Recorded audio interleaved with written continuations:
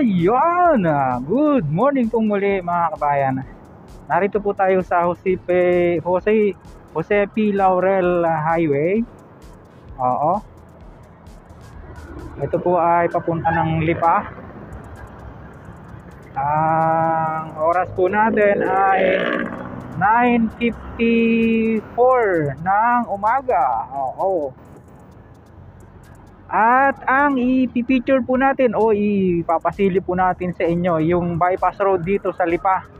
Ito pong Manila Batangas bypass road. Ayan, kakanan tayo sa may nakita nyo po yung traffic light na yan. Sa halip na dediretsuhin natin, kakanan tayo dito. Ayan. Sundan natin tong mga naka-signal ng kanan. May vlog na po tayo dito siguro mga tagal-tagal na. Oo. Hindi ko na-check kanina eh. Yan o. Ito na po yung ang nakalagay po natin sa ating title dyan, yung The Colorful Bypass Road in the Philippines. Ito nga pong Manila Batangas Bypass Road. Nakita nyo naman, yung bike lane nya ay may pintura, hindi ba? Kaya makulay siya eh. Lalo na pagka sa aerial shot natin titingnan. May haba po itong 5.75 kilometers mga kabayan, na ibabypass niya po nga yung highway kung saan medyo volume yung sasakyan. Oo. Pero dito may traffic light tayo na madadaanan dito sa may Libiste Avenue ba yan? O Libiste Road.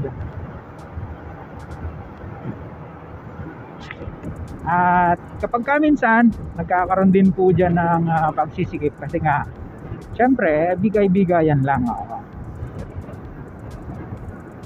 And then isa pa, yung nasa left side natin yung nakikita nyo na building na yan, yan yung University of Batangas. Pagka diniretso natin, makikita nyo mamaya yung mga development po dyan. At yung nakita nyo dun sa kaliwa, Idesia po yun, yung township na dinedevelop dyan. At dito mukhang mayroon na naman, no?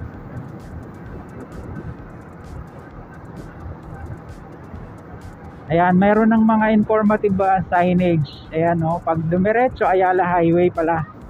O, papunta po ng Lipa yan, Ayala Highway sa may SM, 2.4 kilometers. Balete, kanan, 4.6. Lipa City proper, 4.6. Yan. Pag kumaliwa, papunta din po ng highway, Jose P. Laurel Highway. Pag diniretso natin, yun nga, dun din ang bagsak. At pagka kumanan, papunta po ng Balete. Yan.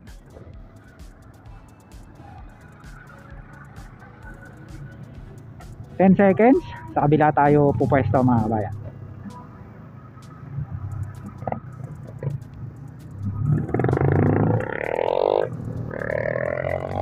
Laking tulong nitong bypass road na ito.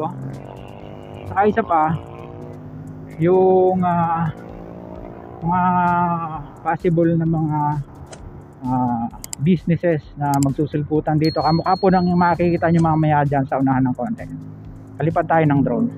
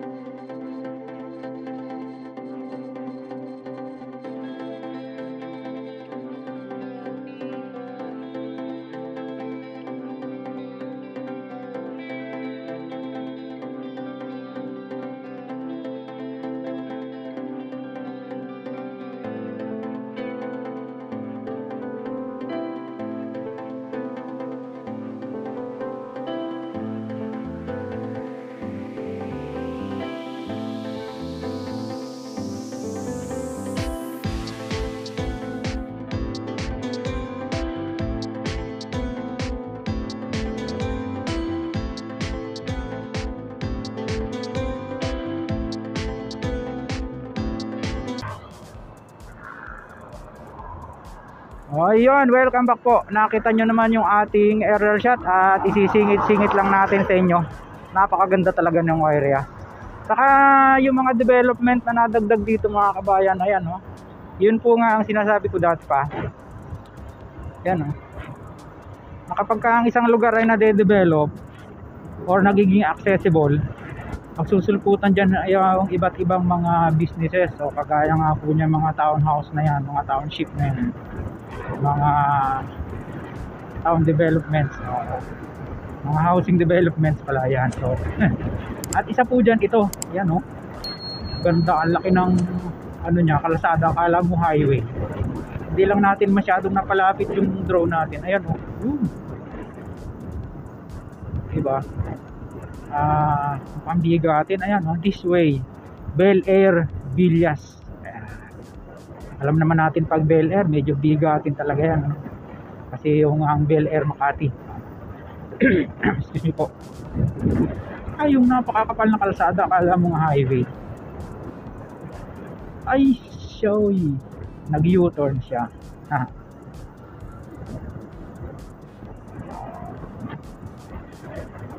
Supposed to be doon tayo kakanan sa pinanggalingan ng bus na DLTV, no? Kaya lang ay siyempre narito na rin lang tayo sa Lipa, ay hindi na natin palalampasin ang pagkakataon makapag-lomi. Kaya sa halip nakakanan tayo, diretso muna tayo dito. Yan po, kapag kakumanan tayo dyan, papunta na po ng SM Lipa yan, malapit doon. At ito naman ay tatagos po ito ng Lipa Alaminos Road, kung saan yun doon na nga po magko-connect sa Lipa Padre Garcia Bypass Road itong kalsadang ito. Kaya lang yung widening niya, ang lugar na yan medyo matatagal at tagalan pa yun. So hanggang dito na lang po muna yung pong ating vlog dito nga po sa Manila Batangas Bypass Road, dito po sa lungsod ng Lipa. Sa mga ngayon lang po na pag-uwi sa ating munting channel, huwag niyo pong kalimutang mag-like at mag-subscribe, pakipindot po ang notification bell para lagi kayong updated anytime na mag-upload po tayo ng video. Ito po muli si Kabayang Alex, lagi nagpapaalala. Mag-ingat po tayo, lagi tayong manalangin at pasalamat po. See you po in my next vlog, God willing. Salamat.